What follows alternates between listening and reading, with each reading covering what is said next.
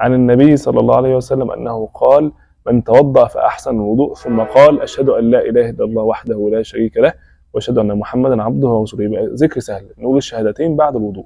وممكن كمان نزود عليه دعاء كمان لو حابين نزوده، ممكن نزوده أو ما نزودوش، اللي حابب يزوده يزوده، بس الأفضل نزوده يعني. يبقى نقول بعد الوضوء إيه؟ أشهد أن لا إله إلا الله وحده لا شريك له وأشهد أن محمدا عبده ورسوله. ونزود كمان إيه؟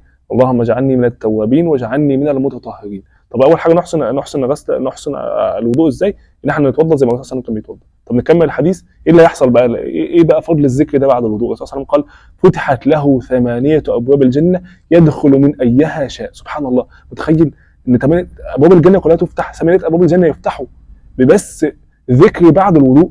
سبحان الله. طب الوضوء نفسه سواه عامل ازاي؟ طب الصلاه نفسها جايه عامل ازاي؟ ما احنا بنتوضا عشان نصلي، طب الصلاه جايه عامله ازاي؟ سبحان الله، والله العظيم اعظم عمل نعمله في حياتنا هو احنا نحافظ على 5 صلوات في وقتها في المسجد. اعظم عمل تعمله في حياتك كله هو انك تحافظ على الصلاه. سبحان الله، والله سياتي يوم سنعلم ان اهم عمل في حياتنا هو الصلاه، فنحافظ على الصلاه يعني. والله سبحان الله هو اللي باقي الصلاه هي اعظم عمل في حياتنا، فيقينا ليس لنا يعني. سبحان الله، الاعمال كل الاعمال مش هتنفعنا لو مش بنصلي. سبحان الله، فنحافظ على الصلاه. اللهم اجعلنا من اهل اقامه الصلاه.